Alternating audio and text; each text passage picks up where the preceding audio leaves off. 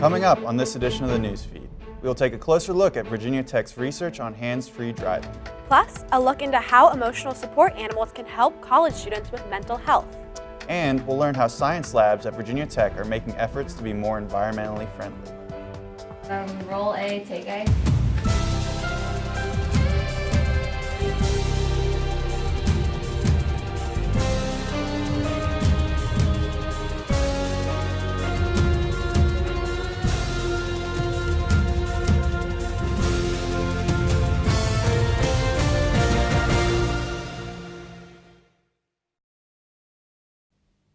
Hello, and thanks for joining us for this edition of the newsfeed. I'm Max Biesecker. And I'm Elena Jones. Breakdancing has been proposed as a new sport for the Paris 2024 Olympics. While they are still waiting for approval, it's already a big step for the breakdancing community.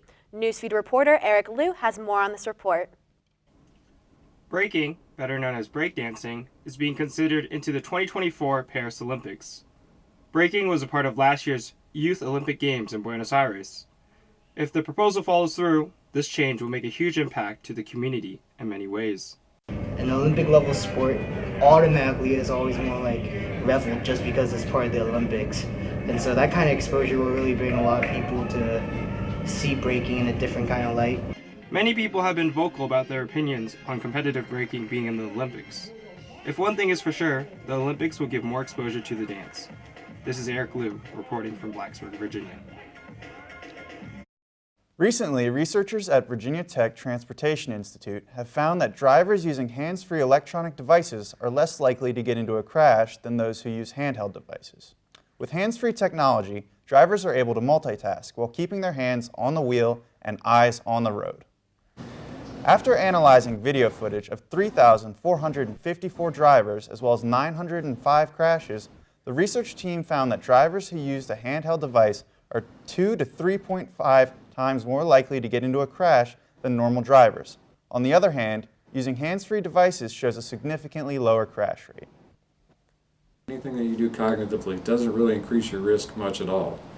What really increases your risk is taking your eyes off the road primarily and having one hand on the wheel instead of two. Virginia recently passed legislation that bans using handheld devices while driving in the state. Researchers at VTTI hope that their discovery will help raise awareness and make the driving experience safer for people. Many of you may be tired of the winter season, but did you know there's a type of depression caused by lack of sunlight? People refer to it as seasonal affective disorder, or SAD for short. Newsfeed reporter Catherine Maxwell has more. SAD is technically known for being a winter depression. The symptoms begin in the late fall through the early winter months when sunlight decreases each day. The depression occurs annually but does go away during the spring and summer months. SAD is more common than most folks think. According to Psychology Today, the depression is estimated to impact 10 million Americans each winter season. Gender plays a role as well. Women are 4 times more likely than men to experience SAD symptoms. It's usually symptoms of depression with a couple of extras. So you could have low mood, feelings of helplessness or hopelessness, difficulties with concentrating. You might have difficulties with sleep.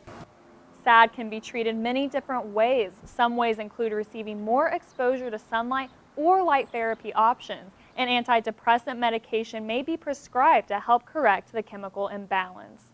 To see if SAD affects you, contact a medical professional to find out more information. I'm Catherine Maxwell from the newsfeed. Back to you at the news desk. Thanks, Catherine. Another way students may face depression is the absence of their pets. Many apartment complexes in Blacksburg do not allow residents to have pets, but they are required to allow registered emotional support animals. Newsfeed reporter Emily Love has more in this report. There are few places in Blacksburg that allow their tenants to have pets, and hardly any that don't require a pet fee or have an animal weight restriction. These apartment complexes are legally required to allow their tenants to bring their pets if they are registered emotional support animals. Some of these apartments are The Village, The Edge, Collegiate Suites, Hunter's Ridge, and Uptown Village.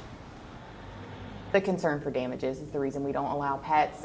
We've had pets who have dug in the carpets, who leave stains, all kinds of things like that, and it's just easier if we don't allow them because it means less that we have to clean.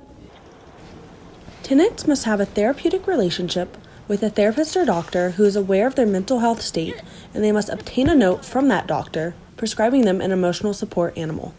There is also an assistance animal addendum clause they must fill out in the various amounts of paperwork. It's very comforting that they're allowing me to have my cat here with me because it does bring a lot of comfort to me and a lot of my roommates. They have grown to love my cat. It's brought those around me a little bit more love and affection. Reporting for the newsfeed, I'm Emily Love. Just ahead on the newsfeed, we find out more about how plentiful vegetation adds to a healthy campus environment. And we learn how environmentally friendly science labs have been implemented at Virginia Tech. That story and more after this break. They told me a bottle couldn't dream. That I would never become a superhero.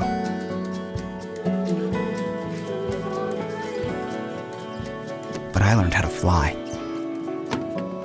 Just to come back in a new disguise and be the hero that I've always wanted to be.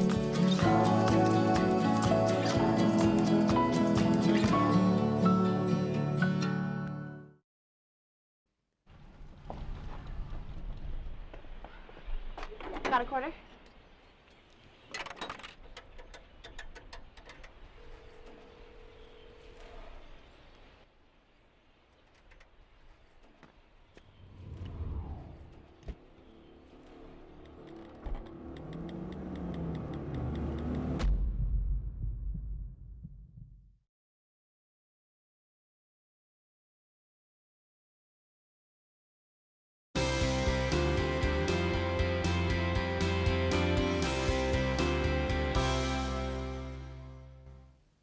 Welcome back to the newsfeed. I'm Elena Jones. And I'm Max Biesecker.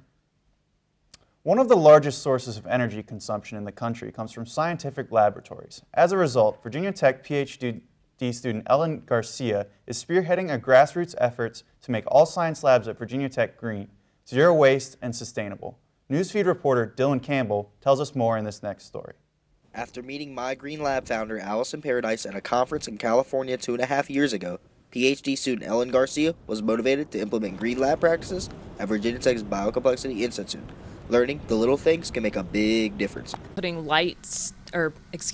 tape over the light switches to cover up switches for lights that we just didn't need or didn't use. Putting up little labels where people could see them right in front of people's faces that were bright and colorful to get people to turn lights off or turn vacuum systems off, turn equipment off.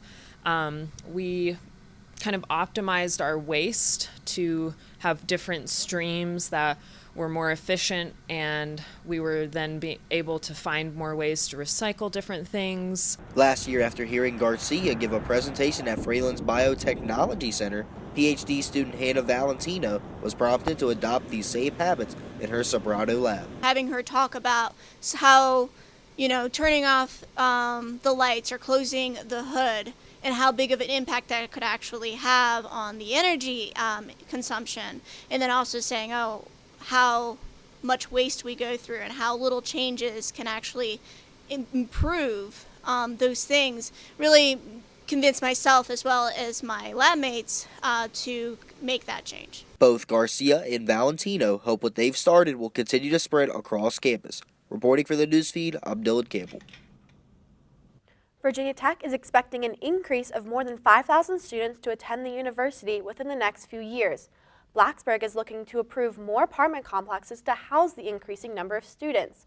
Blacksburg's Town Council recently approved a new 3-story apartment complex on Patrick Henry Drive. The design of the complex features just over 1 parking spot per resident. The new complex will be environmentally friendly as it follows the 2006 Green Build Act. I do think it is a well-designed project. It has a green building certification, has other kind of advantages to it, so I think it's a good project. I'm just not sure that it's the right location for that project. The town council vote was 4-3, making it a close decision to build this new complex. Stutphin said he voted against because it's located in a residential neighborhood. This could cause disturbance to those already living in the nearby houses. With the final approval made, construction will begin this summer. Virginia Tech is known for its beautiful campus. It emphasizes a healthy environment with the planting of trees throughout the campus, which has earned Tech a special recognition. Newsfeed reporter Michaela Kreider tells us more. National Arbor Day Foundation has awarded Virginia Tech Tree Campus USA recognition. Virginia Tech originally received this recognition in 2008, which was the inaugural year of the program. Along with that, Virginia Tech was also one of 9 universities that was also chosen to host a Tree Campus USA planning event that year, becoming the only member of the Atlantic Coast Conference to receive such honor. Virginia Tech continues to strive for a sustainable campus, and this is recognized through various efforts. Here is a campus being certified, and I think it shows on a larger scale that we're really committed to sustainability. I mean, there's no better symbol of sustainability than a tree, right? So not only is it good for our campus and our students, but it shows to the outside world that we're really dedicated to sustainability. During Sustainability Week in October 2008, 300 volunteers planted over 100 trees at the retention pond by the Holtzman Alumni Center, in between Lytton Reeves and the new Science Building, and by Duck Pond. Virginia Tech was rewarded for these accomplishments with a $10,000 grant from the Toyota Motor Company of North America.